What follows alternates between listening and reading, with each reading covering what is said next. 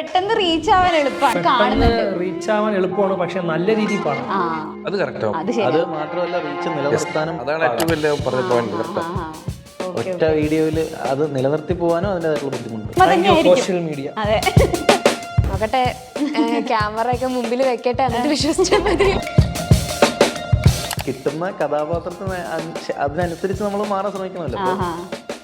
ഏതെങ്കിലും രീതിയിൽ നമ്മൾ അതിലോട്ട് എത്തിപ്പെടാൻ ശ്രമിക്കും. 1ാം ക്ലാസ് മുതൽ സ്റ്റേജിന്റെ മുകളിൽ കയറിയ ആള്. അതായത് ഇപ്പൊ അന്ന് ഇൻസ്റ്റ ഇല്ലാത്തതുകൊണ്ട് നമുക്ക് സ്റ്റേജ് രക്ഷയില്ല. ആദ്യം റീൽസ് ചെയ്യുന്നത് സിനിമ ആഗ്രഹിച്ചല്ല, ഞങ്ങൾ അല്ലാതെ തുടങ്ങിയതാണ്. അങ്ങനെ തുടങ്ങി ഒരു പോയിന്റ് കഴിഞ്ഞപ്പോഴാണ് ഞങ്ങൾക്ക് സിനിമ എന്നുള്ളൊരു ഇത് വന്നു തുടങ്ങിയത്. അതിനുശേഷമാണ് വിപിൻ ചേട്ടൻ വിളിക്കുകയും ചെയ്തു തുടങ്ങിയത്. നമ്മൾക്കിടയിലുള്ള ഒരു തമാശ കുറച്ച് പേർക്കും എത്തിക്കാം എന്നുള്ള രീതിയിൽ ചെയ്തു തുടങ്ങിയതാണ്. പക്ഷെ അത് ചെയ്ത് പ്രേക്ഷകർ കൂടിക്കൂടി വന്നപ്പോൾ നമ്മൾ മനസ്സിലാക്കി ഇതൊന്ന് ശ്രദ്ധിക്കാം. അങ്ങനെ നമ്മൾ ടീമായിട്ട് നിന്നു. പിന്നെ പല കാര്യങ്ങളും ശ്രദ്ധിച്ചു, വീഡിയോ ചെയ്തു. അത് പിന്നെ പല രീതിയിൽ സ്പ്രെഡായി, പല രീതിയിൽ ആൾക്കാർക്ക് ഇഷ്ടപ്പെട്ടു, അവർ അംഗീകരിച്ചു, സംസാരം വന്നു. അത് പിന്നെ പല പല ഡയറക്ടേഴ്സിൽ എത്തുകയും ചെയ്ത് അങ്ങനെ നമ്മളെപ്പറ്റി സംസാരിച്ച് അതിലൂടെയാണ് അതാണ് നമ്മളെ തുടക്കം. ഒരു ട്രിപ്പൊക്കെ കഴിഞ്ഞ് വീട്ടില് ഇരിക്കുന്ന സമയത്താണ് ഇങ്ങനെ സക്കീർ എന്ന് പറഞ്ഞ ചേട്ടനാണ് അതിലേക്ക്. പുള്ളിക്കാരൻ ഒരു ഐഡിയാണ്. അപ്പോൾ ചേട്ടനാണ് ഇങ്ങനെ ഒരു ഓഡീഷൻ ഉണ്ട് മോളെ, നാളേക്ക് വന്നോ പറഞ്ഞു. ഓഡീഷന് വന്നു. ഒരു 2 ദിവസത്തിനുള്ളിൽ തന്നെ സെലക്ട് ആയി പറഞ്ഞു. ഞാൻ എപ്പോഴും നോക്കട്ടെ, ക്യാമറ ഒക്കെ മുമ്പിൽ വെക്കട്ടെ, എന്നിട്ട് വിശ്വസിച്ചാൽ മതി. ഹായ്, ഹലോ, നമസ്കാരം. വാഴ 2 എന്ന സിനിമയുടെ വിശേഷങ്ങളുമായി ഇന്ന് എൻ്റെ കൂടെ ഉള്ളത് സിനിമയുടെ ടീമാണ്. എല്ലാവർക്കും നമസ്കാരം. അപ്പൊ എങ്ങനെ ഉണ്ടായിരുന്നു ഇന്റർവ്യൂ ഒക്കെ? എങ്ങനെ പോകുന്നു? പ്രൊമോഷനൊക്കെ അടിപൊളിയായി പോകുന്നുണ്ടല്ലേ? അപ്പൊ ശരിക്കും പറഞ്ഞാൽ വാഴ 1 പോലെ നമ്മൾ ഏറെ പ്രതീക്ഷയോടെ കാത്തിരിക്കുന്ന ഒരു സിനിമയാണ് വാഴ 2 എന്ന് പറയുന്നത്. അപ്പൊ സുധീഷ് ചേട്ടൻ നിന്ന് തന്നെ തുടങ്ങാം. അപ്പൊ എന്താണ് സുധീഷ് ചേട്ടാ, വാഴ 2 എന്ന് പറയുമ്പോൾ പ്രേക്ഷകർക്ക് എത്രത്തോളം എക്സ്പെക്ട് ചെയ്യാൻ പറ്റും? പ്രേക്ഷകരും ഞാനും ഒക്കെ തന്നെ പ്രതീക്ഷിച്ചുകൊണ്ടിരിക്കുകയാണ്. കാരണം വാഴ 1 അത്രത്തോളം നല്ല സിനിമയായിരുന്നു. അത് വെറുതെ ഒരു കമേഴ്സ്യൽ പടം, വെറുതെ ഒരു കോമഡി പടം എന്നുള്ളതൊന്നും അല്ല. അല്ലാത്തതിലുപരിയായിട്ട് ഒരുപാട് കണ്ടന്റുള്ള, ഒരുപാട് എന്താ പറയുക, ഇമോഷണലുള്ള എല്ലാ സീനുകളും വാഴ 1-ലെല്ലാം നന്നായിരുന്നു. ഒരുപാട് അഭിനയ മുഹൂർത്തങ്ങൾ. ഇപ്പം പിള്ളേരോടൊപ്പം തന്നെ അച്ഛന്മാർ കഥാപാത്രം, കോട്ടയം നസീറാണെങ്കിലും അസീസാണെങ്കിലും പിന്നെ നോബി, ജഗദീഷ് ചേട്ടൻ, അങ്ങനെ ഇവരൊക്കെ എല്ലാം നല്ല ശക്തമായ ക്യാരക്ടേഴ്സ്. അപ്പോൾ ഞാൻ ആലോചിച്ചു, വാഴ വീട്ടിൽ അഭിനയിക്കാൻ പറ്റിയില്ലല്ലോ എന്നൊക്കെ ഇങ്ങനെ ആലോചിച്ചിരുന്നു. അപ്പോൾ എന്തൊരു ഭാഗ്യത്തിന് ഈ വാഴ 2-ൽ അതിനുള്ള അവസരം കിട്ടി. അപ്പൊ അത് ഇപ്പം നമ്മളെ പുതിയ എന്താ പറയാ, അതിലും പുതിയ ചെറുപ്പക്കാരാണ്. അപ്പം ഇൻസ്റ്റയിലൂടെ വന്ന് ഫേമസ് ആയിരിക്കുന്ന ഒരു വാഴ 1-ൽ ഉണ്ടായിരുന്നു, ആശുർ എല്ലാവരും ഉണ്ടായിരുന്നു. പക്ഷെ അവരുടെ പുതിയൊരു കഥ പറയുന്ന ഒരു സിനിമയാണ്. അപ്പം അഭിനയിച്ചപ്പോൾ വളരെ സന്തോഷം തോന്നി. നല്ല നല്ല മുഹൂർത്തങ്ങളുണ്ട്, ഹ്യൂമറും അതുപോലെ തന്നെ സീരിയസ് ആയിട്ടുള്ള ഒരുപാട് മുഹൂർത്തങ്ങളുണ്ട്. അപ്പോൾ വലിയ പ്രതീക്ഷകളാണ്. കാരണം എല്ലാവരും അത് എടുത്തു. കാരണം എന്തായാലും ഇനീഷ്യൽ ഒരു പുള്ളുണ്ടാവുന്നുള്ള കാര്യം നമുക്ക് എന്തായാലും അറിയാം. കാരണം വാഴ 1 അത്ര ഹിറ്റ് ആയിരുന്നല്ലോ. ഇനീഷ്യൽ എന്തായാലും പുള്ളുണ്ട്. ബാക്കി സിനിമ കണ്ടതിന് ശേഷം നല്ല അഭിപ്രായങ്ങൾ വരും എന്ന് തന്നെ പ്രതീക്ഷിക്കുന്നു. അതെ, ഇപ്പൊ ഇപ്പൊ വാഴ 1 വെച്ച് നോക്കുമ്പോൾ അതിലെന്ന് പറഞ്ഞു കഴിഞ്ഞാല്, അല്ലെങ്കിൽ സുഹൃത്തുക്കളുടെ ഒരു കഥ പറയുമ്പോൾ, ഇതിലോട്ട് വരുമ്പോൾ സഹോദര ബന്ധങ്ങളെയും, അല്ലെങ്കിൽ ഇപ്പൊ നേരത്തെ പറഞ്ഞ പോലെ അച്ഛൻ, അങ്ങനെയൊക്കെയുള്ള ബന്ധങ്ങളെ പറ്റിയിട്ടൊക്കെ കഥ പറയുന്നുണ്ട്. അപ്പോൾ പ്രേക്ഷകർക്ക് അല്ലെങ്കിൽ ഈ ഒരു സിനിമ ഹാഷിറിനോട് ചോദിക്കുകയാണെന്നുണ്ടെങ്കിൽ, ഇപ്പൊ വാഴ 1-ൽ ഉണ്ടായിരുന്നാണല്ലോ, അപ്പോൾ ഇതിലോട്ട് വരുമ്പോൾ എന്തൊരു പ്രത്യേകതയായിരിക്കും പ്രേക്ഷകർക്ക് നൽകാൻ വേണ്ടി പോകുന്നത്? പ്രത്യേകിച്ച് അങ്ങനെയൊന്നുമില്ല. നമ്മള് റീലിൽ നിന്ന് മാറി സിനിമയിലോട്ടുണ്ട് വരുമ്പോൾ എങ്ങനെയാണെന്ന് നിങ്ങൾ കാണുന്ന പോലെ തന്നെയാണ് നമ്മൾ കാണാൻ വേണ്ടി നിൽക്കുന്നത്. അതിനെപ്പറ്റി അങ്ങനെ കൂടുതൽ എന്ത് പറയണമെന്ന് അല്ല, എന്താന്ന് വെച്ചാൽ വാഴ 1-ന്റെ ഒരു നമ്മൾ കണ്ട ഒരു എക്സ്പെക്ടേഷൻ വെച്ചിട്ടുണ്ടായിരുന്നു, നല്ലൊരു മൂവി അല്ലെങ്കിൽ ഏറ്റവും വലിയൊരു വിജയമായിരുന്നു. അപ്പൊ അത് നമ്മൾക്കൊരു ചലഞ്ചിങ് ആയിരിക്കില്ല നിങ്ങൾക്ക് ഒരു വാഴ 2 വരുന്ന സമയത്ത്? എന്തായാലും അതുപോലെ തന്നെ ആവണമെന്നാണ് നമ്മളെ വിശ്വാസം. അങ്ങനെ ആവട്ടെ അല്ലേ? അപ്പോൾ ഈ ഒരു കണ്ടന്റ് ക്രിയേഷൻ അല്ലെങ്കിൽ ഈ വീഡിയോ ചെയ്യുന്ന റീലിൽ നിന്ന് നിങ്ങൾ ഒരു സിനിമയിലോട്ട് ഇപ്പോൾ വാഴ 1-ൽ അഭിനയിച്ചു, വാഴ 2-ൽ വന്നപ്പോൾ എങ്ങനെ ഉണ്ടായിരുന്നു? ആ ഒരു ചേഞ്ച് എങ്ങനെയാണ് നിങ്ങൾക്ക് ഫീൽ ചെയ്യുന്നത്? പെട്ടെന്ന് റീല് ചെയ്തുകൊണ്ടിരുന്നായിരുന്നല്ലോ, അല്ലെങ്കിൽ ഒരു സോഷ്യൽ മീഡിയയിൽ നമ്മൾ നിന്നിരുന്ന ഒരാളുകൾ നിങ്ങൾ സിനിമയിലോട്ട് വന്നു. വാഴ 1-ൽ ചെയ്തിട്ടുണ്ടായിരുന്നു, പക്ഷെ ഇതിൽ നിങ്ങളൊരു മുഴുനീള കഥാപാത്രമായിട്ടാണ് വരുന്നത്. അപ്പൊ എങ്ങനെ ഉണ്ടായിരുന്നു? ആ ഒരു ചേഞ്ച് എങ്ങനെയാണ് കാണുന്നത്? അത് വലിയൊരു ചേഞ്ച് ആയിരുന്നു. കാര്യം റീല് പോലെയല്ല സിനിമ. അതും ജസ്റ്റ് വന്ന് പോണ ഒരു ക്യാരക്ടർ ആണെങ്കിലും കുഴപ്പമില്ല. ഇതങ്ങനെയല്ല, ഒരു പടത്തിന്റെ തുടക്കം തൊട്ടേ അവസാനം വരെ ഉള്ള ക്യാരക്ടറാണ്. അപ്പം സിനിമയിൽ അഭിനയിക്കുമ്പോൾ അതിന്റെ വേറൊരു പ്രധാനപ്പെട്ട വ്യത്യാസമുണ്ട്. റീൽസ് ഇവർ തന്നെ ഡയറക്റ്റ് ചെയ്യുന്നു, മറ്റേത് വേറെ direct ചെയ്തവര് അഭിനയിക്കുന്നു. ഇത് അഭിനയിക്കുന്ന അത് നമ്മളേതായ ഒരു വേൾഡിലെ നമ്മളേതായ കുറച്ച് ആൾക്കാരും അങ്ങനത്തെ നമ്മളേതായ ആൾക്കാരുടെ ഇടയിൽ നിൽക്കുന്നതാണ്. ഇതെന്ന് പറയുമ്പോൾ സിനിമ എന്ന് പറയുമ്പോൾ വീണ്ടും നമ്മൾ ഓഡിയൻസ് മാറുകയാണ്. ചെറിയ ആൾക്കാരോട്ട് വലിയ ആൾക്കാരെല്ലാം സിനിമ മേഖല കാണുന്ന സിനിമ ആസ്വദിക്കുകയും ചെയ്യുന്ന ആൾക്കാരുണ്ട്. അപ്പൊ അവരിലേക്ക് ഒരു സാധനം പോകുമ്പം മാറ്റാവുന്ന കുറച്ച് കാര്യങ്ങളൊക്കെ നമ്മൾ ശ്രദ്ധിച്ചിട്ടുണ്ട് അല്ലേ? അതെന്തായാലും സിനിമ കാണുമ്പോൾ മനസ്സിലാവും. അതെ. അപ്പോൾ ഇപ്പൊ വിനായകന്റെ അടുത്ത് ചോദിക്കുകയാണെങ്കിൽ നിങ്ങൾ രണ്ടുപേരും ഒരുമിച്ച് തുടങ്ങിയ ആളുകളാണ്. നിങ്ങൾ എല്ലാവരും ഇപ്പൊ അജിനായാലും അതെ അലനും എല്ലാവരും ഒരുമിച്ച് തുടങ്ങിയ ആളുകളാണ്. അപ്പോൾ ഒരു റീലിൽ എന്ന് പറഞ്ഞാൽ ഇത്ര ഒരു സെക്കൻഡിൽ നമ്മൾ ചിരിപ്പിക്കാൻ നമ്മളിപ്പോ എളുപ്പമായിരിക്കും. ചിലപ്പോൾ റീലിൽ നമ്മളൊരു അത്ര സെക്കൻഡിൽ ആളുകൾ കാണും. പക്ഷെ ഒരു സിനിമയിൽ വരുമ്പോൾ ആ കോമഡി ആയാലും ഇതൊക്കെ വർക്കൗട്ട് ചെയ്യാൻ കുറച്ച് ബുദ്ധിമുട്ടായിരിക്കുമല്ലോ. ആളുകൾക്ക് അത് ചിരിക്കണമെങ്കിൽ കുറച്ച് ബുദ്ധിമുട്ടായിരിക്കില്ല. രണ്ടിടത്തായാലും ആളുകളെ ചിരിപ്പിക്കാൻ ബുദ്ധിമുട്ട് തന്നെയാണ്. ഇപ്പോ വ്യത്യാസമുണ്ട്. സിനിമയിൽ ഈ പറഞ്ഞ പോലെ തന്നെ കുറച്ചുകൂടെ വൈഡായിട്ടുള്ള ഓഡിയൻസ്. ഞങ്ങളിപ്പോൾ റീല് വരുമ്പോഴത്തേക്ക് ഞങ്ങൾക്ക് ഇന്ന കാറ്റഗറി എന്നൊരിതുണ്ട്. ഞങ്ങൾ ഇഷ്ടപ്പെടുന്നവരാണ് കൂടുതലും കാണുന്നത്. അപ്പം അതെല്ലാം ഒരേ ടേസ്റ്റ് ഉള്ള ആളുകൾ. അപ്പോൾ അവരെ ഞങ്ങൾ കുറച്ച് കാലങ്ങളായിട്ട് ചിരിപ്പിച്ചുകൊണ്ടിരിക്കുന്നുണ്ട്. അത് ഞങ്ങൾക്ക് ഈസിയാണ്. പക്ഷെ സിനിമ എന്ന് പറയുമ്പോൾ പല പ്രായത്തിലുള്ള ആളുകൾ, പലതരം ഓഡിയൻസ് കാണുന്നതാണ്. ഇപ്പോൾ ടൈമിംഗ് ഒക്കെ ജസ്റ്റ് ഒന്ന് മാറിക്കഴിഞ്ഞാൽ മൊത്തം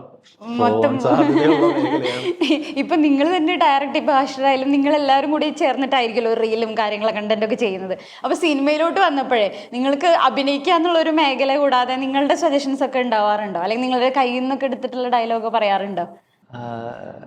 അങ്ങനെ ഉണ്ടായിട്ടുണ്ട്. ഞങ്ങളുടെ ചെറിയ ചെറിയ വലിയ രീതിയിലൊന്നുമില്ല, ചെറിയ ചെറിയ ചെറിയ ഡയലോഗുകൾ അങ്ങനെയുള്ള സാധനങ്ങളല്ല. വലിയ രീതിയിലൊന്നും അങ്ങനെ ചെയ്തിട്ടില്ല. പിന്നെ എല്ലാ രീതിയിലും നമുക്കിപ്പോ പറയുന്നത് കേൾക്കാൻ മനസ്സ് കാണിക്കുന്ന സംവിധായകനും മൊത്തത്തില് ക്രൂ മൊത്തത്തില് അങ്ങനത്തെ ഒരു ഇതായിരുന്നു.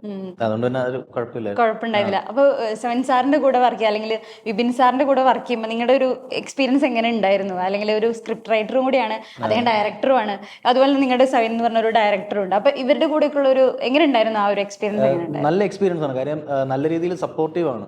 വിപിൻ ചേട്ടനായാലും സെവൻ ചേട്ടനായാലും രണ്ടുപേരും നല്ല രീതിയിൽ സപ്പോർട്ട് ചെയ്യാറുണ്ട്. അപ്പോൾ നമുക്കിപ്പോൾ ചെറിയൊരു മിസ്റ്റേക്ക് വന്നാൽ പോലും അടുത്ത് വന്നത് കറക്റ്റ് പറഞ്ഞു തന്ന് ക്ഷമയോടുകൂടി നിന്ന് ചെയ്യിക്കാൻ നോക്കുന്ന ആള് രണ്ടുപേരും.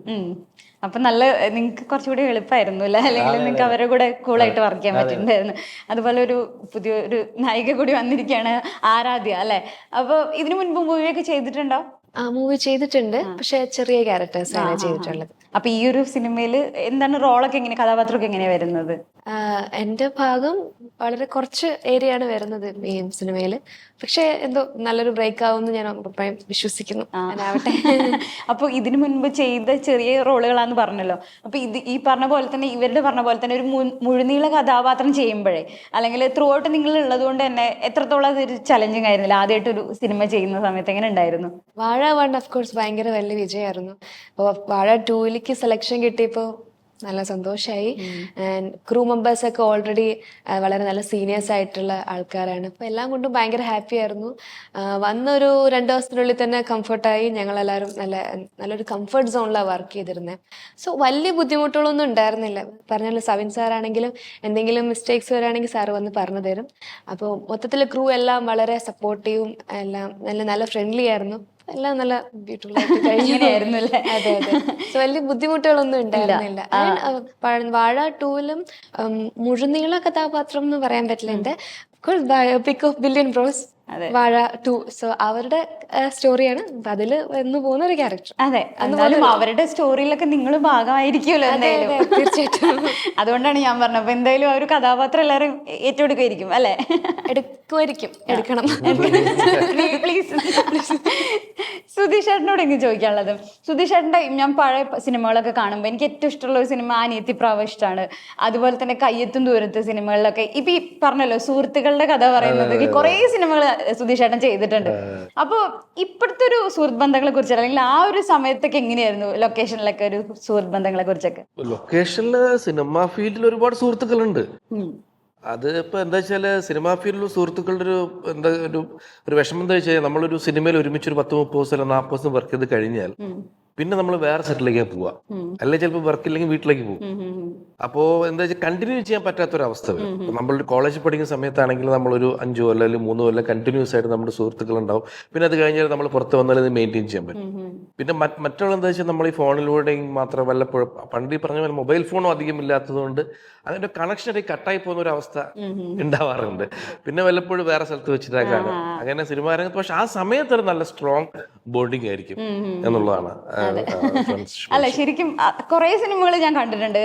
സുധീഷേട്ടന്റെ ഒരു കുറെ സുഹൃത്തുക്കളായിട്ടുള്ള കുറെ സിനിമകളുണ്ട്. മിക്കവാറും ഈ പുതിയ ചെറുപ്പക്കാര് നായകന്മാരായിട്ട് വരുമ്പോ അതിലൊക്കെ തന്നെ ആ സിനിമയിലൊക്കെ എങ്ങനെയോ ഇറങ്ങിത്തിരിഞ്ഞ് ഞാൻ എത്താറുണ്ട് കഥാപാത്രങ്ങളായിട്ട്. ഒരുപാട് പേര് അവരൊക്കെ തന്നെ സൂപ്പർ സ്റ്റാറായിട്ട് മാറിയിട്ടുണ്ട്. ഇവരും അങ്ങനെ മാറട്ടെ. അതെ, ഫഹദിന്റെ കൂടെ അഭിനയിച്ചതാണ്. അപ്പൊ നിങ്ങളും അല്ല, ഞാൻ പറയുന്നത് എന്താ വെച്ചാല് ഇപ്പൊ ഈ സിനിമകളിലൊക്കെ ഇപ്പൊ സഹോദര ബന്ധങ്ങളെ പറ്റി പറയുന്നുണ്ട്, അല്ലെങ്കിൽ ഇപ്പൊ വാഴ വണ്ണാണെന്നുണ്ടെങ്കിൽ സുഹൃത്തുക്കളെ പറ്റി പറയുന്നുണ്ട്. അപ്പൊ ആ ഒരു കാലഘട്ടത്തിൽ തിരിഞ്ഞു നോക്കുമ്പോഴേ ഇപ്പോഴും എന്തൊക്കെ പറഞ്ഞാലും സുഹൃത്തുക്കളിൽ ഈ പ്രശ്നങ്ങൾ ഉണ്ടായിരിക്കും, അല്ലെങ്കിൽ ഒന്നും നന്നാവുന്നില്ല. എല്ലാ സമയത്തും എല്ലാ കാലഘട്ടത്തിലും അന്നൊക്കെ ഇങ്ങനെയായിരുന്നു സ്കൂൾ കാലഘട്ടം ഒക്കെ. ഓരോ കഥാപാത്രങ്ങൾ ഓരോ രീതിയിലാണല്ലോ. മിക്കവാറും ഈ നായകനെ സഹായിക്കുന്ന ഫ്രണ്ട് ആയിരിക്കും കൂടുതലുണ്ടാവുക. പിന്നെ ഏതെങ്കിലും ഒരു കോളേജിലൊക്കെയാണ് ഒരു ഓപ്പോസിറ്റ് ഒരാളുണ്ടാവും, അവന് ഗ്യാങ് വേറെ ഉണ്ടാവും. അപ്പോ അങ്ങനെയുള്ള ഓരോ ക്യാരക്ടേഴ്സ് അതിപ്പോ അങ്ങനെയൊക്കെ പറയാൻ പറ്റുള്ളൂ. അങ്ങനെ എന്തായാലും കോളേജൊക്കെ പ്രായം എന്ന് പറയും മിക്കവാറും എല്ലാവർക്കും ഏകദേശം ഒരേ പ്രായമാണല്ലോ, ഒരേ ചടുലതയും കാര്യങ്ങളും. ചില ആൾക്കാർ നല്ലവരുണ്ടാവും, ചിലർ അടിപിടി കൂടുന്ന ആൾക്കാരുണ്ടാവും, പൊളിറ്റിക്സ് ഉണ്ടാവും, രാഷ്ട്രീയം ഉണ്ടാവും. അപ്പൊ അങ്ങനെയുള്ള ചെറിയ ചെറിയ എന്തായാലും രക്തം തിളയ്ക്കുന്ന സമയമാണ് മൊത്തം. ആ ഒരു ടൈമാണ് ആ സമയം. ഇത് ഇപ്പൊ ഇതിലും തന്നെ സ്കൂൾ കാലഘട്ടങ്ങളൊക്കെ കാണിക്കുമ്പോ സുധീഷേട്ടന്റെ ആ സമയത്തൊക്കെ എങ്ങനെയായിരുന്നു സ്കൂൾ കാലഘട്ടങ്ങളൊക്കെ വല്ലാത്തൊരു അവസ്ഥയിലായിരുന്നു. കാരണം എന്ന് വെച്ച് കഴിഞ്ഞാല് ഞാന് ആദ്യം അഭിനയിക്കുന്ന അനന്തരം അടൂർ സാറിന്റെ അനന്തരം എന്ന സിനിമയിലത് 87 റിലീസായപ്പോ, അല്ല അത് സെക്കൻഡ് 87 റിലീസായപ്പോ ഞാൻ 10ാം ക്ലാസ്സിൽ പഠിക്കാം. അപ്പോൾ അത് കഴിഞ്ഞ് പ്രീ ഡിഗ്രി ഫസ്റ്റ് ഇയർ അനന്തരം പിന്നെ അധികം ആൾക്കാർ കണ്ടിട്ടില്ല, കാരണം അക്കാഡമിക് ലെവൽ ഫിലിം ആയതുകൊണ്ട് അത് സിനിമക്കാരും അങ്ങനെ കുറച്ച് ആൾക്കാർ മാത്രമേ കണ്ടിട്ടുള്ളൂ. അത് കഴിഞ്ഞ് പ്രീ ഡിഗ്രി സമയത്താണ് മറ്റേ മുദ്രയിൽ അഭിനയിക്കുന്നത്. മുദ്രയിൽ അഭിനയിച്ച മമ്മൂക്കയുടെ കൂടെ വന്നു, പാട്ടൊക്കെ അത്യാവശ്യം ഹിറ്റായി. പിന്നെ ചെറിയൊരു സിനിമ നടനായി അവിടെ. അപ്പൊ ഈ കോളേജിൽ നമുക്ക് അധികം വലസാൻ പറ്റൂല, കാരണം ഇവിടെ പോലും ശ്രദ്ധിക്കപ്പെടും. അഭിനയിച്ചതാണല്ലോ, ഇവരല്ലേ പോണത്. ക്ലാസ് കട്ട് ചെയ്യാൻ പറ്റൂല, എല്ലാ മാഷന്മാർക്കും അറിയാം. ക്ലാസ് പോകുന്നില്ലേ ചോദിക്കും. അങ്ങനെയുള്ള എന്താ പറയാ കുറച്ചൊരു പ്രൈവസി നഷ്ടപ്പെട്ടിട്ടുണ്ടായിരുന്നു. പിന്നെ അവിടുന്ന് അങ്ങോട്ട് പിന്നെ പറയാ മുദ്രയാണെങ്കിൽ വേൽക്കിനാവുകളാണെങ്കിൽ ആധാരാണെങ്കിൽ ഒക്കെ തന്നെ കോളേജ് പഠിക്കുന്ന സമയത്താണ് അഭിനയിച്ചുകൊണ്ടിരുന്നത്. അപ്പൊ ചെറിയൊരു ആക്ടറായി. അപ്പൊ സ്കൂൾ ലൈഫ് ഒക്കെ ശരിക്കും മിസ് ചെയ്തിട്ടുണ്ടാവോ ഈ സിനിമ ഷൂട്ടിംഗ് ഒക്കെ ആണ് സമയത്തൊക്കെ? സ്കൂൾ കോളേജ് ഉദ്ദേശിക്കുന്നത് സ്കൂളോ കോളേജൊക്കെ അല്ലെങ്കിൽ ആ ഒരു സമയത്ത് പ്രീ ഡിഗ്രി കാലഘട്ടം പറഞ്ഞല്ലോ. അപ്പൊ ആ സമയത്തൊക്കെ എത്രയോ ലീവ് ആയിരുന്നു, കാരണം ഷൂട്ടിങ്ങിന് പോയി അറിഞ്ഞാൽ 10-30 ദിവസം കൊണ്ടേ. അപ്പം എന്താ പറയുക സ്റ്റഡി അങ്ങനെ കണ്ടിന്യൂ ചെയ്യാൻ പറ്റിയിട്ടില്ല. മീൻസ് അല്ല, ഞാൻ എല്ലാം പാസ്സായി 60% മാർക്കോടുകൂടിയൊക്കെ ഡിഗ്രി ഒക്കെ ഞാൻ പോയിട്ടുണ്ട്, അതല്ല ഞാൻ പറഞ്ഞത്. പക്ഷെ എങ്കിൽ പോലും പറഞ്ഞ പോലെ കണ്ടിന്യൂ ചെയ്യാൻ, പക്ഷെ അതിനൊന്നും എനിക്ക് വിഷമമില്ല. കാരണം എന്താ പറയാ, അത് ഏറ്റവും വലിയ സന്തോഷം എന്ന് വെച്ച് കഴിഞ്ഞാൽ നമ്മൾ ഇഷ്ടപ്പെട്ട ഒരു കാര്യം ചെയ്യുന്നു, അഭിനയിക്കാന്നുള്ളൂ. ഞാൻ ചെറുപ്പം 1ാം ക്ലാസ് മുതൽ സ്റ്റേജിന്റെ മുകളിൽ കയറിയ ആളാണ്. അതായത് ഇപ്പൊ അന്ന് ഇൻസ്റ്റ ഇല്ലാത്തതുകൊണ്ട് നമുക്ക് സ്റ്റേജ് രക്ഷയുള്ളൂ. അപ്പൊ സ്റ്റേജിന്റെ മുകളിൽ പറ്റ മോണോ ആക്ട് അല്ലെങ്കിൽ നാടകം എന്നൊക്കെ പറഞ്ഞ് അഭിനയം അങ്ങനെ പണ്ട് പോലെ തുടങ്ങിയതാ. അപ്പോ സിനിമ എന്ന് പറയുന്നത് എന്താ പറയാ, നമ്മൾ ഒരിക്കലും പലരും പ്രതീക്ഷിക്കാത്തൊരു കാര്യമാണ്. സിനിമ നമ്മൾ കാണുക അല്ലാതെ വെള്ളിത്തിരയിലേക്ക് എത്തിച്ചേരാൻ പറ്റുന്ന ഒരിക്കലും നമ്മൾ വിചാരിക്കുന്നില്ല. ഒന്നാമത് എന്റെ വീട് കാലിക്കറ്റാണ്. അപ്പൊ പിന്നെ സിനിമകൾ മൊത്തം നടക്കുന്നത് ട്രിവാൻഡ്രം, ആ സമയത്ത് ട്രിവാൻഡ്രത്താണ് കൂടുതൽ നടക്കുന്നത്. ഇടയ്ക്ക് കൊച്ചിയിൽ ഉണ്ടാവും, പിന്നെ ചെന്നൈയും ഉണ്ട്. ശരിയാണ്. അപ്പൊ നമ്മൾ ഒരിക്കലും ആ ഒരു മേഖലയിലേക്ക് ആലോചിക്കുന്നേ ഇല്ല. പിന്നെയും ചില സ്പെസിഫൈഡ് ഡയറക്ടേഴ്സ് അവിടെ ചെയ്യാറുണ്ട് കേട്ടോ. പൈ വി ശശി സാറൊക്കെ അവിടെ ഷൂട്ടിംഗ് മാത്രം വന്നിട്ടൊക്കെ പോകാറുണ്ട്. ശശി സാറിന് കുറെ പടങ്ങൾ ചെയ്തിട്ടുണ്ട്. പക്ഷെ എങ്കിലും നമുക്കൊന്നും അറിയില്ല വേറെ മേഖല എന്നുള്ള രീതിയിലാണ്. അപ്പൊ അങ്ങനെ നിൽക്കുന്ന സമയത്ത് സിനിമയിൽ അഭിനയിക്കാൻ അവസരം കിട്ടുക എന്ന് പറഞ്ഞാൽ അതിലും വലിയ സന്തോഷം വേറെ ഇല്ലല്ലോ. പഠിക്കാനാണോ പോവുക, അഭിനയിക്കാൻ? അത് ശരിയാണ്. അല്ല, പഠിച്ചുകൊണ്ട് അഭിനയിക്കാൻ ശമ്പളവും കിട്ടും, അതൊരു രസം. അതെ. അല്ല, അതും ശരിക്കും പറഞ്ഞ വലിയൊരു കാര്യം തന്നെയാണ് പറഞ്ഞത്, രണ്ടും കൊണ്ടുപോകാന്ന് പറഞ്ഞത്. അതുപോലെ ഇവർക്കൊക്കെ എന്ന് പറഞ്ഞാൽ കുറച്ചുകൂടി ഓപ്പർച്യൂണിറ്റീസ് ഇപ്പൊ ഈ കാലഘട്ടത്തിലെ ഓപ്പർച്യൂണിറ്റീസ് കൂടുതലാണ്. പണ്ടെന്ന് പറഞ്ഞാൽ ഇപ്പൊ ഈ കലോത്സവങ്ങളായാലും അതൊക്കെ ആയിരുന്നല്ലോ സിനിമയിൽ വരാനായാലും ഒക്കെ കാരണം ഉണ്ടായിട്ടുള്ളത്. അപ്പൊ നിങ്ങൾക്ക് നിങ്ങൾക്ക് ശരിക്കും പറഞ്ഞാൽ നിങ്ങൾക്ക് രണ്ടുപേർക്കും ഈ റീൽസ് ചെയ്യുന്ന അല്ലെങ്കിൽ കണ്ടന്റ് ക്രിയേഷൻ ചെയ്യുന്നത് കൊണ്ട് നല്ല ഉപകാരം ഉണ്ടായിട്ടുണ്ടാവുമായിരിക്കുമല്ലോ, അല്ലെങ്കിൽ സിനിമയിൽ വരാൻ വേണ്ടിയിട്ട് ഭയങ്കര എത്രത്തോളം ഹെൽപ്പ് ചെയ്തിട്ടുണ്ട് ആ ഒരു ഇത് പറയുന്നത്? ഞങ്ങള് ആദ്യം റീൽസ് ചെയ്യുന്നത് സിനിമ ആഗ്രഹിച്ചല്ല, ഞങ്ങൾ അല്ലാതെ തുടങ്ങിയതാണ്. അങ്ങനെ തുടങ്ങി ഒരു പോയിന്റ് കഴിഞ്ഞപ്പോഴാണ് ഞങ്ങൾക്ക് സിനിമ എന്നുള്ളൊരു ഇത് വന്നു തുടങ്ങിയത്. അതിനുശേഷമാണ് വിപിൻ ചേട്ടൻ വിളിക്കുകയും, വിപിൻ ചേട്ടൻ ഞങ്ങളെ വിളിച്ചത് ഞങ്ങളുടെ റീൽസ് കണ്ടിട്ട് തന്നെയാണ്. അപ്പോൾ വിപിൻ ചേട്ടൻ അല്ലാതെയും ഒന്ന് രണ്ടല്ലാതെ ഡയറക്ടേഴ്സ് ഇങ്ങനെ റീൽസ് കാണാറുണ്ട്, അങ്ങനെ മെസ്സേജ് അയക്കുക, അങ്ങനെ അതുണ്ട്. അപ്പോൾ ഞങ്ങൾ ശ്രദ്ധിക്കപ്പെട്ടത് ഇൻസ്റ്റഗ്രാം റീൽസിൽ കൂടെ തന്നെയാണ്. അതാണ് വഴി കാണിച്ചത്. അതെ, ഹാഷിറിന്റെ ഡയലോഗ്, ഹാഷിർ വേറെ എവിടെയോ ഒരു ലോകത്താണ് പറയുന്നത് ശ്രദ്ധിക്കാനുള്ള. ഇനി പക്ഷെ ഹാഷിറിന്റെ അല്ല, ഞാൻ ഹാഷിറിന്റെ കുറെ നേരം ശ്രദ്ധിക്കുന്നത്.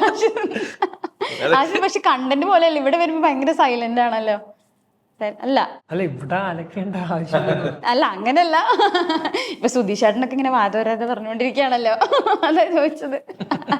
അപ്പം ആഷിറിന് ഇതേപോലെ തന്നെ ആയിരിക്കും, അതായത് മൂവി ചെയ്യണം എന്ന് ആഗ്രഹം ഉണ്ടായിട്ട് തന്നെയാണോ റീൽസ് ഒക്കെ ചെയ്യാൻ തുടങ്ങിയത്? ആള് പറഞ്ഞ അതേ കാര്യം തന്നെ. നമ്മൾ 4 പേർക്ക് അതുകൊണ്ട് തന്നെ ഒറ്റ ഉത്തരത്തിൽ കഴിഞ്ഞു. നമ്മള് ചെയ്തു തുടങ്ങിയത് നമ്മൾക്കിടയിലുള്ള ഒരു തമാശ കുറച്ച് പേർക്ക് എത്തിക്കാം എന്നുള്ള രീതിയിൽ ചെയ്തു തുടങ്ങിയതാണ്. പക്ഷെ അത് ചെയ്ത് പ്രേക്ഷകർ കൂടിക്കൂടി വന്നപ്പോൾ നമ്മൾ മനസ്സിലാക്കി ഇതൊന്ന് ശ്രദ്ധിക്കാം. അങ്ങനെ നമ്മൾ ടീമായിട്ട് നിന്നു, പിന്നെ പല കാര്യങ്ങളും ശ്രദ്ധിച്ചു, വീഡിയോ ചെയ്തു. അത് പിന്നെ പല രീതിയിൽ സ്പ്രെഡായി, പല രീതിയിൽ ആൾക്കാർക്ക് ഇഷ്ടപ്പെട്ടു, അവർ അംഗീകരിച്ചു, സംസാരം വന്നു. അത് പിന്നെ പല പല ഡയറക്ടേഴ്സിൽ എത്തുകയും ചെയ്ത് അങ്ങനെ അങ്ങനെ നമ്മളെപ്പറ്റി സംസാരിച്ച് അതിലൂടെയാണ് അതാണ് നമ്മളെ തുടക്കം. അതിലൂടെയാണ് നമ്മളിപ്പോ ഇവിടെ ഇരിക്കുന്നത് വരെ. ഇതിപ്പോ നമ്മള് പറയാതെ തന്നെ അത് ആൾക്കാർക്ക് അറിയാം, അതായത് നോർമലി ഉള്ളവർക്ക് അറിയാം കാര്യം. ഇവിടെ എത്താൻ കാര്യം അത് തന്നെയാണ്. അതെ, അപ്പൊ ഇനി സിനിമ തന്നെയായിരിക്കും സോഷ്യൽ മീഡിയ. അതെ, അല്ല എനിക്ക് തോന്നുന്നു ഇപ്പൊ മലയാള സിനിമയിൽ തന്നെ കുറെ ആളുകളുണ്ട്. ഇപ്പൊ സോഷ്യൽ മീഡിയയിലൊക്കെ പെട്ടെന്ന് റീച്ച് ആവാൻ എളുപ്പമാണ്. അതായത് സോഷ്യൽ മീഡിയയിൽ ഒരു കണ്ടന്റ് വരുമ്പോ തന്നെ ആളുകൾ വേൾഡ് വൈഡ് ആയിട്ട് കാണുന്നുണ്ട്. റീച്ച് ആവാൻ എളുപ്പമാണ്, പക്ഷെ നല്ല രീതിയിൽ പാടാം. അത് കറക്റ്റ്. അത് മാത്രമല്ല റീച്ച് നിലനിർത്താനും അതാണ് ഏറ്റവും വലിയ പറഞ്ഞ പോയിന്റ്. ഒറ്റ വീഡിയോയില് അത് നിലനിർത്തി പോകാനും അതിൻ്റെതായിട്ടുള്ള ബുദ്ധിമുട്ട്. അതെ, അപ്പൊ നിങ്ങൾ ഈ ഒരു വാഴ 2 ചെയ്ത സമയത്ത് അല്ലെങ്കിൽ വാഴ 1 ചെയ്ത സമയത്തെ ഇപ്പൊ നിങ്ങൾക്ക് ശരിക്കും റിലേറ്റ് ചെയ്യാൻ പറ്റിയിരുന്നു? ഈ ഓരോ കഥാപാത്രങ്ങളും നിങ്ങൾക്ക് ഒക്കെ റിലേറ്റ് ചെയ്യാൻ പറ്റിയിട്ടുണ്ടായിരുന്നു? നമ്മളാ സിനിമയെന്ന് പറയുന്നത് നമുക്കിടയിലുള്ള ആൾക്കാരെ കഥ അങ്ങനെ പോണേ, അപ്പൊ എല്ലാവർക്കും റിലേറ്റ് ചെയ്യാൻ പറ്റും. ഒരുവിധമുള്ള ആൾക്കാർക്ക്, ഒരു 70% ആൾക്കാർക്കും ജീവിച്ച രീതി വെച്ചവർക്ക് റിലേറ്റ് ചെയ്യാൻ പറ്റും ആ പോണ സാഹചര്യം. എല്ലാ ആൾക്കാരിലൂടെയും അതിൽ നമ്മളിലൂടെ മനസ്സിലായില്ലെങ്കിൽ അതിലെ വേറെ കഥാപാത്രങ്ങൾ അവർ കണക്ട് ആവും. ഓക്കെ.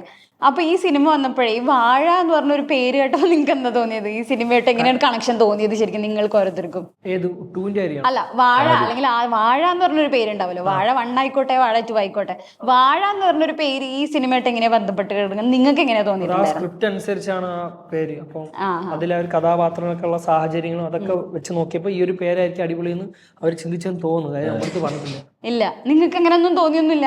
സുധീഷേട്ടൻ എന്താണ് തോന്നിയത് ഈ സിനിമയായിട്ടൊരു ബന്ധം? വാഴ ശരിക്കും പടം ഇറങ്ങി ആ പടം കണ്ടതിന് ശേഷമാണ് വാഴയുടെ പ്രാധാന്യം മനസ്സിലായത്. അങ്ങനെയാണ് സംഭവം. കാരണം അറിയില്ല, എന്താണെന്ന് അറിയില്ല ഒന്നാമത്. കാരണം പുതിയ ആൾക്കാരാണല്ലോ കൂടുതൽ അഭിനയിക്കുന്നത്, വലിയ സ്റ്റാറുകളൊന്നും ഇല്ലല്ലോ. അപ്പോൾ അത് ആ സംവിധായകന്റെയും ബാക്കിയുള്ള അണിയറ പ്രവർത്തകരുടെ ഒക്കെ ഒരു വലിയ കഴിവാണ് വാഴയെ മഹത്തരമാക്കി എന്നുള്ളത്. അതെ അതെ അതെ അതെ അതെ. പക്ഷെ അല്ലാത്ത രീതിയിലും വാഴേനെ പറയുന്നുണ്ട്, പലതരത്തില് 2 കോണ്ടെക്സ്റ്റിലും പറയുന്നുണ്ട്. വാഴകൾ എന്ന് പറയുന്നുണ്ട്, അല്ലെങ്കിൽ ഇവനെ വളർത്തില് വാഴ വെച്ചാൽ മതി പറയുന്ന രീതിയിലുണ്ട്. 2 കോണ്ടെക്സ്റ്റ് വാഴ വെച്ചാൽ മതി. അപ്പൊ 2 തരത്തില് പല, എനിക്ക് തോന്നുന്ന ആളുകൾക്ക് ഓരോ തരത്തില് അവരവര് ചിന്തിക്കട്ടെ അല്ലേ സിനിമ കാണുമ്പോ എങ്ങനെയായിരിക്കും വരുന്നില്ല. പറയാനുള്ള എങ്ങനെയാണ് നമ്മൾ പറയുന്ന കണക്കല്ല, കറക്റ്റ് ഉത്തരം അവര് പറയും. ചെറുതായിട്ടൊന്ന് പറഞ്ഞ് മനസ്സിലേക്ക് കൊടുത്ത് പടവല്ലേക്ക് എത്തിക്കാം. അത്രേ ഉള്ളൂ. പക്ഷെ ഇപ്പൊ നേരത്തെ പറഞ്ഞല്ലോ റിലേറ്റ് ചെയ്യാൻ പറ്റുന്ന കാര്യങ്ങൾ പറഞ്ഞു, അല്ലെങ്കിൽ നമ്മുടെ ഡെയിലി ലൈഫിൽ നടക്കുന്ന കഥാപാത്രങ്ങളൊക്കെ തന്നെയായിരിക്കും ഈ സിനിമയിലുള്ളത്.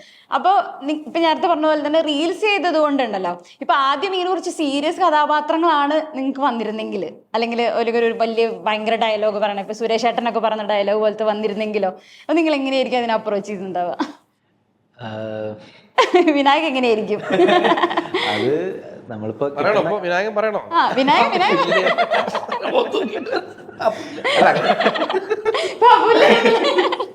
നമുക്കിപ്പോ കിട്ടുന്ന കഥാപാത്രത്തിന് അതിനനുസരിച്ച് നമ്മൾ മാറാൻ ശ്രമിക്കണമല്ലോ. ഏതെങ്കിലും രീതിയിൽ നമ്മൾ അതിലോട്ട് എത്തിപ്പെടാൻ ശ്രമിക്കും. ആ ആ ആ കിട്ടിക്കഴിഞ്ഞാൽ ചെയ്യാൻ മാക്സിമം നോക്കും, പറ്റിയില്ലെങ്കിൽ വിടും. അതിൽ ഏറ്റവും വലിയ ഉദാഹരണമാണ് സുധീഷേട്ടൻ. സുധീഷേട്ടൻ കോമഡി ചെയ്യുന്ന ആള് ഇപ്പൊ ഓരോ സിനിമകൾ ഇറങ്ങുന്ന സമയത്ത് സീരിയസ് റോളുകളും അങ്ങനെ ചെയ്തുകൊണ്ടേയിരിക്കുകയാണ്. അല്ല, അത് നമ്മൾ എപ്പോഴും നിങ്ങളായാലും മാറ്റി വരുമായിരിക്കും ഇനി അടുത്ത സിനിമകളൊക്കെ വരുമ്പോ. അല്ല, നമ്മൾ ആദ്യം നോക്കേണ്ടായിരുന്നു വെച്ചാൽ നമ്മൾ ആൾക്കാരിൽ എന്താണ് ഇഷ്ടപ്പെട്ടത് നമ്മളെല്ലാം അത് മനസ്സിലാക്കുക. അപ്പൊ അത് സിനിമയിൽ കൊണ്ടുവരിക അതിന്റെ രീതിയിൽ, എന്നിട്ട് നമ്മൾ ചേഞ്ച് ചെയ്ത് നോക്കിയാൽ ബെറ്റർ ഉണ്ട്. പറ്റുള്ളത്. പക്ഷെ നിങ്ങൾക്ക് ആദ്യം ഞങ്ങളൊക്കെ ബുദ്ധിമുട്ടുന്നത്. ഇവരൊക്കെ ഓൾറെഡി ചെറുപ്പക്കാരാണ്, ട്രെൻഡ് അറിയാൻ പോയിക്കൊണ്ടിരിക്കുക. ഇവരുടെ ട്രെൻഡിലേക്ക് നമ്മൾ വരണ്ടേ? നമ്മളെ ബുദ്ധിമുട്ടി വരേണ്ടത് ഇതൊക്കെ മനസ്സിലാക്കിയിട്ട്. അതെ. സുധീഷേട്ടനൊക്കെ ഇപ്പൊ ട്രെൻഡിലോട്ട് വന്നുകൊണ്ടിരിക്കുകയാണ്. ഇപ്പൊ ധീരൻ സിനിമയൊക്കെ നമ്മൾ കണ്ടപ്പോ ശരിക്കും മനസ്സിലാവുന്നുണ്ട്. അല്ല, ഇവരുടെ കോമഡിയൊക്കെ ഞാൻ ഇന്റർവ്യൂവിൽ പറഞ്ഞു, ഇവരുടെ കോമഡിയൊക്കെ ഞാൻ പറഞ്ഞു, എന്റെ ചെറിയ മോൻ നന്നായിട്ട് ആസ്വദിക്കുന്നതാണ്. അപ്പൊ ഞാൻ അങ്ങനെ കണ്ടതാണ്, അവൻ കണ്ടിട്ട് ഞാൻ ഇവരുടെ വീഡിയോസ് കണ്ടു തുടങ്ങിയതാണ്. അപ്പൊ പതുക്കെ ഇവരുടെ കോമഡിയുടെ കാര്യങ്ങൾ മനസ്സിലായി, ആ രീതിയിലേക്ക് ഇറങ്ങി. പക്ഷെ എന്ന് വിചാരിച്ചാൽ ഇപ്പൊ നമ്മുടെ അമ്മമാർക്കും ചിലപ്പോൾ അത് മനസ്സിലാവണമെന്നില്ല. അവർക്ക് ഒരിക്കലും അത് ഫോളോ ചെയ്യാൻ പറ്റൂല ആ സംഭവം. അത് അതിലേക്ക് ഇറങ്ങി ചെല്ലാനുള്ളൊരു മനസ്സ് ഉണ്ടാവണം, അത് മനസ്സിലാക്കണം ഹ്യൂമർ എന്താന്നുള്ളത്.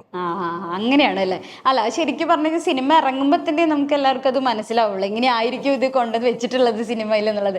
അപ്പൊ ആരാധ്യം എങ്ങനെയാണ് സിനിമയിലോട്ട് വരുന്നത്? ഇപ്പൊ ഇവരൊക്കെ പറഞ്ഞല്ലോ, അല്ലെങ്കിൽ റീൽസ് ചെയ്തിട്ടുണ്ടായിരുന്നു. അപ്പൊ സിനിമ എന്നുള്ളൊരു മേഖലയ്ക്ക് വരാനുള്ള ഒരു കാരണം എന്താ? സിനിമയിൽ വന്നത് മോഡലിംഗ് ത്രൂ ആ. ഞാൻ മോഡലായിരുന്നു. ഒരു 2018-19 തൊട്ടേ മോഡലിംഗ് ആയിരുന്നു ചെയ്യണ്ടായിരുന്നത്. അത് ചെയ്ത് പിന്നെ ഞാൻ ചെറുതായിട്ടൊക്കെ ഒരു ഇന്റർവ്യൂ ഒക്കെ ചെയ്യാൻ തുടങ്ങി. അങ്ങനെ അതും കഴിഞ്ഞു. മോഡലിംഗ് ത്രൂ പിന്നെ എനിക്ക് അധികം ആ സമയത്ത് കോണ്ടാക്ട്സ് ഇല്ല. നമ്മൾ ഇപ്പോൾ ഇങ്ങനെ ഒരാൾക്കാർ നമ്മളെ അപ്രോച്ച് ചെയ്യില്ല, ഇങ്ങനെ സിനിമയുണ്ട് എന്നൊക്കെ ഉള്ള പോലെ, ഒഡീഷന് വരണം അങ്ങനെയൊക്കെ ചെയ്ത് കുറച്ചായിട്ടൊക്കെ ചെയ്ത് അങ്ങനെയാണ് സിനിമയിലേക്ക് വരുന്നത് അല്ലേ? അപ്പോ ഈ ഒരു വന്ന സമയത്ത് തന്നെ ഇപ്പൊ നല്ലൊരു സിനിമയുടെ ഭാഗമാകാൻ കഴിയാന്ന് പറഞ്ഞ വലിയൊരു കാര്യം തന്നെ. അപ്പൊ എങ്ങനെ ഉണ്ടായിരുന്നു വാഴ 2 വന്നപ്പോ, അല്ലെങ്കിൽ ലൊക്കേഷനും കാര്യങ്ങളൊക്കെ എങ്ങനെ ഉണ്ടായിരുന്നു? വാഴ 2 ഞാൻ നേരത്തെ പറഞ്ഞ പോലെ തന്നെ നമുക്ക് ഞാൻ എക്സ്പെക്ട് ചെയ്യാണ്ട് വന്നൊരു സംഭവമായിരുന്നു. ഒരു ട്രിപ്പൊക്കെ കഴിഞ്ഞ് വീട്ടിൽ ഇരിക്കുന്ന സമയത്താണ് ഇങ്ങനെ സക്കീർ എന്ന് പറഞ്ഞ ചേട്ടനാണ് അതിലേക്ക്, പുള്ളിക്കാരൻ ഇതിലൊരു ഐഡിയാണ്. അപ്പോൾ ചേട്ടനാണ് ഇങ്ങനെ ഒരു ഓഡീഷൻ ഉണ്ട് മോളെ, നാളേക്ക് വന്നോ പറഞ്ഞു. ഓഡീഷന് വന്നു. ഒരു 2 ദിവസത്തിനുള്ളിൽ തന്നെ സെലക്ട് ആയി പറഞ്ഞു. ഞാൻ എപ്പോഴും നോക്കട്ടെ, ക്യാമറ ഒക്കെ മുമ്പിൽ വെക്കട്ടെ, എന്നിട്ട് വിശ്വസിച്ചാൽ മതി. കാരണം നമ്മൾ ഓഡീഷന് പോയി നല്ല പരിചയമുള്ളതുകൊണ്ട്. അപ്പൊ ഞാൻ ഓക്കെ വെയിറ്റ് ചെയ്യാം. അങ്ങനെ ക്യാമ്പ് കഴിഞ്ഞു. ക്യാമ്പ് എനിക്ക് പുതിയൊരു എക്സ്പീരിയൻസ് ആയിരുന്നു. ഫസ്റ്റ് ടൈം ആയിരുന്നു ഒരു മൂവി ക്യാമ്പൊക്കെ. അത് വളരെ ഹെൽപ്ഫുൾ ആയിരുന്നു. ക്യാമ്പൊക്കെ കഴിഞ്ഞ് ഷൂട്ടിംഗ് സ്റ്റാർട്ടൊക്കെ ആയപ്പോൾ പിന്നെ എല്ലാവരുമായിട്ട് മിങ്കിളൊക്കെ ആയപ്പോൾ ഭയങ്കര സന്തോഷം. വാഴ 2 ഓഫ് കോഴ്സ് ഒരുപാട് നല്ല എക്സ്പീരിയൻസ്, കുറെ കാര്യങ്ങൾ പഠിക്കാൻ പറ്റി, കുറെ നല്ല എക്സ്പീരിയൻസ് തന്നൊരു സിനിമയായിട്ട് നമുക്ക് തിയേറ്ററിൽ ഏപ്രിൽ 2 വരുമ്പോ എല്ലാവരുടെയും പെർഫോമൻസ് കാണാം അല്ലേ? അതെ. പിന്നെ എനിക്ക് അവസാനമായിട്ട് സുധീഷേട്ടനോട് ചോദിക്കാനുള്ളത്, ഇപ്പൊ സുധീഷേട്ടൻ ഇത്രയോ വർഷങ്ങളായിട്ട് ഇപ്പൊ ബാലതാരമായിട്ട് വന്നിട്ട് ഇത്രയും ഇപ്പൊ വാഴ 2 വരെ വന്ന് നിൽക്കുകയാണ്. അപ്പോൾ ഈ ഒരു കാലഘട്ടത്തിൽ വന്ന ഒരു കോമഡി ആയാലും അതെ, ഇപ്പൊ സത്യം പറഞ്ഞാൽ നാച്ചുറൽ ആക്ടിങ് ആണ്. ഇപ്പൊ ഇവരുടെ കണ്ടന്റ് ഒക്കെ നോക്കി നമുക്ക് കാണാൻ സാധിക്കും. നാച്ചുറൽ ആയിട്ടുള്ള കണ്ടന്റ് ആയിരിക്കും, നമുക്ക് റിലേറ്റ് ചെയ്യാൻ പറ്റുന്ന കണ്ടന്റുകളായിരിക്കും. അല്ലാതെ നമ്മളിപ്പോ നിന്ന് കുറച്ച് ഡ്രാമാറ്റിക് ആയിട്ടുള്ള ആക്ടിംഗ് ഒന്നും അല്ല ഇപ്പൊ ഉള്ളത്. അപ്പൊ അതിനൊക്കെ എങ്ങനെയാണ് ഒരു ഫിലിമോഗ്രഫിനെ കുറിച്ചിട്ട് എന്താണ് ചേഞ്ച്, എങ്ങനെയാണ് സുധീഷേട്ടൻ നോക്കി കാണുന്നത്? ഡ്രാമാറ്റിക് ആയിട്ടുള്ള ആക്ടിങ് അല്ലാതെ പറയാൻ പറ്റില്ല. അങ്ങനെ പറയാൻ പറ്റില്ല. എനിക്ക് അങ്ങനെ തോന്നുന്നില്ല ഇവരുടെ സംഭവം. ഇവര് വേറെ രീതിയിലുള്ള സാധനം വർക്കൗട്ട് ചെയ്യുന്നുണ്ട്. മനസ്സിലല്ലേ? ചിലപ്പോ ഇനി കാലം കഴിയുമ്പോൾ വേറെ നാച്ചുറലായിട്ട് വേറെ സാധനം വരും. ആക്ടിങ് സ്റ്റൈലും എന്താണെങ്കിലും സിനിമയുടെ സ്റ്റൈലൊക്കെ മാറുന്നത് ശരിക്കും സമൂഹത്തിലെ മാറ്റം അനുസരിച്ചിട്ടാണ് എല്ലാം മാറുന്നത്. പണ്ടൊക്കെ എന്താണെങ്കിലും പിന്നെ വലിയ കുടുംബമായിരുന്നു, കൂട്ടുകുടുംബമായിരുന്നു. അപ്പൊ കുടുംബ ബന്ധങ്ങൾ, കുടുംബ പ്രശ്നങ്ങൾ, അതിലെ നാടകീയത, അപ്പൊ അതൊക്കെ ആയിരുന്നു കൂടുതലായിട്ട്. പിന്നെ അത് ചെറുതായി വന്നു. പിന്നെ എന്താ പറയാ, ഫ്രണ്ട്ഷിപ്പിന്റെ വ്യത്യാസം വന്നു, പല കാര്യങ്ങളും മാറ്റങ്ങൾ വന്നു, ഒരുപാട് സ്വാതന്ത്ര്യം വന്നു. അങ്ങനെയൊക്കെയുള്ള എന്താ പറയുക, ആൾക്കാരെ ഞാൻ പേടിച്ചിട്ട് ചെയ്യുന്നില്ല, അല്ലെങ്കിൽ ആർക്കെങ്കിലും എന്തെങ്കിലും തോന്നും എന്ന് വിചാരിച്ചാൽ ആ സംഭവങ്ങളൊക്കെ മാറി വന്നിട്ട് വ്യക്തിത്വത്തോടു കൂടി എല്ലാവർക്കും സ്വതന്ത്രമായിട്ട് എല്ലാ കാര്യങ്ങളും ചെയ്യാനുള്ള ഒരു സമയം ഇത് വന്നിരിക്കുകയാണ്. അപ്പൊ അങ്ങനെയുള്ള ഒരു മാറ്റം തീർച്ചയായിട്ടും സിനിമയിലും ഉണ്ടായി, സിനിമ സംവിധാനത്തിലുണ്ട്, അത് അഭിനയത്തിലുണ്ട്, എല്ലാം ഉണ്ട്. പക്ഷെ പിന്നെ ചില ക്യാരക്ടേഴ്സ് ചെയ്യുമ്പോൾ അങ്ങോട്ടും ഇങ്ങോട്ടൊക്കെ മാറാം. ഇപ്പൊ ഞാനിപ്പോ കുറച്ച് പ്രായമുള്ള കഥാപാത്രം, അതായത് അലന്റെ ഫാദർ ആയിട്ടാണ് ചെയ്യുന്നത്. അപ്പൊ അയാൾ കുറച്ച് പഴയ ആളാണ് ബേസിക്കലി, പ്രത്യേകിച്ച് ഒരു മുസ്ലിം ക്യാരക്ടറാണ്, ഒരു പക്ഷെ അതേ സമയത്ത് പക്കാ പഴയ ആളായിട്ട് അയാൾക്ക് നിൽക്കാനും പറ്റൂല. കാരണം മകൻ ഇപ്പോഴത്തെ ഒരു പുതിയ ഒരാളാണ്. മകൻ പറയുന്ന കാര്യങ്ങളും കേൾക്കേണ്ടതുണ്ട്. കേൾക്കേണ്ടി വരും. എന്നാൽ അയാളുടെ പഴയ മനസ്സ് അയാൾ കിട്ടുന്നതാണ്. അങ്ങനെയുള്ള അപ്പൊ അത് ഓരോ ക്യാരക്ടർ വരുമ്പോഴാണ് നമുക്കത് മനസ്സിലാക്കിയിട്ട് അല്ലെങ്കിൽ അവർ പറയുന്ന പോലെയൊക്കെ ചെയ്യാൻ പറ്റുന്നത്. ചെയ്യുന്നത്. അപ്പൊ ഈ പുതിയ ഡയറക്ടേഴ്സിന്റെ കൂടെയൊക്കെ വർക്ക് ചെയ്യുമ്പോൾ എങ്ങനെ ഉണ്ടായിരുന്നു? ഇത്രയും പല പല ലെജൻഡറി ഡയറക്ടേഴ്സിന്റെ കൂടെ വർക്ക് ചെയ്ത ഒരാളാണ്. അപ്പൊ എങ്ങനെ ഉണ്ടായിരുന്നു പുതിയ താരങ്ങളോട് കൂടിയും പുതിയ ഡയറക്ടേഴ്സിന്റെ കൂടെ വർക്ക് ചെയ്യുമ്പോൾ എങ്ങനെ ഉണ്ടായിരുന്നു? എനിക്ക് ഭയങ്കര ഇഷ്ടമാണ്. ഞാൻ പറഞ്ഞില്ലേ, അത് ഭയങ്കര കാരണം ഒന്നാമത് വെച്ചാൽ പുതിയ ആൾക്കാരൊക്കെ ഞാൻ അഭിനയിക്കുന്നത്, പുതിയ ചെറുപ്പക്കാരൊക്കെ വളരെ നല്ല ആളുകളാണ്. സത്യം പറയാലോ, നല്ല റെസ്പെക്ട് ഒക്കെ ഉള്ള നല്ല രീതിയിൽ സംസാരവും പെരുമാറ്റമുള്ള ആണ് പുതിയ തലമുറ എന്ന് പറയുന്നത്. ഞാൻ കണ്ടെടുത്തോളാം കേട്ടോ. അവിടെ ഇവിടെയൊക്കെ ചില പ്രശ്നങ്ങളുള്ള ആൾക്കാരുണ്ടാവും. പക്ഷെ എങ്കിൽ കൂടെ അതല്ലാത്ത രീതിയിലാണ് പൊതുവെ, പ്രത്യേകിച്ച് ഈ സിനിമയിലൊക്കെ ഇവരൊക്കെ എല്ലാം നല്ല കുട്ടികളാണ് എല്ലാവരും. അല്ല, ഇപ്പൊ ചേഞ്ച് എന്ന് പറഞ്ഞാലും എല്ലാ കാലഘട്ടത്തിലും യുവാക്കളുടെ പ്രശ്നങ്ങളൊക്കെ ഇപ്പോഴും ഉണ്ട്. അതിങ്ങനെ തുടർന്നുകൊണ്ടേയിരിക്കും അല്ലെ, കാലഘട്ടം മാറുന്നതനുസരിച്ചിട്ട് മാറിക്കൊണ്ടേയിരിക്കും. അപ്പോൾ വാഴ വലിയൊരു വിജയമായി തീരട്ടെ. April 2 വേൾഡ് വൈഡ് റിലീസ് ആവാൻ പോവുകയാണ്. അപ്പോൾ വാഴ 1 പോലെ തന്നെ വാഴ 2 വലിയ വിജയമായി തീരട്ടെ. എല്ലാവർക്കും നല്ല നല്ല കഥാപാത്രങ്ങൾ ഇനിയും മലയാള സിനിമയിലും തമിഴ് സിനിമയിലും എല്ലാവരും അഭിനയിക്കാൻ സാധിക്കട്ടെ ഞാൻ ആശംസിക്കുകയാണ്. വളരെയധികം നന്ദി എല്ലാവർക്കും.